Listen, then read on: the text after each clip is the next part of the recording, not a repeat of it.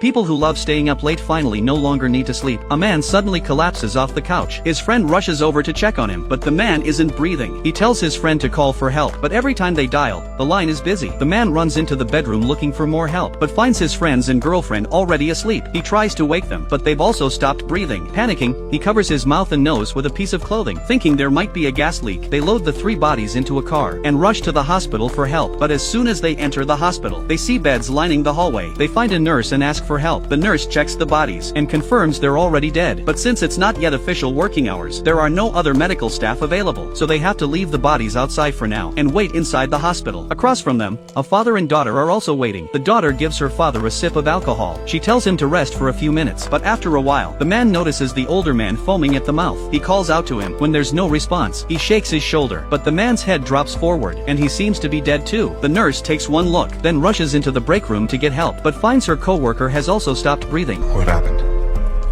She was sleeping. That's when she died.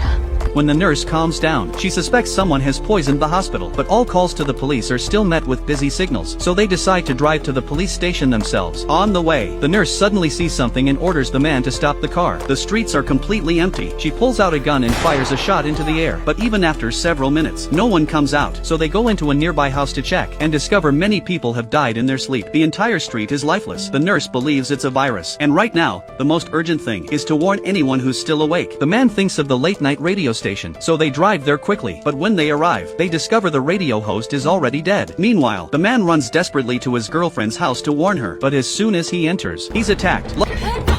Luckily, his girlfriend is still awake. He quickly tells her about what's happening outside, but she doesn't believe him, so the man stands outside the door shouting, but no one responds. At that moment, an emergency broadcast begins on the radio. I repeat, do not go to sleep. You will die.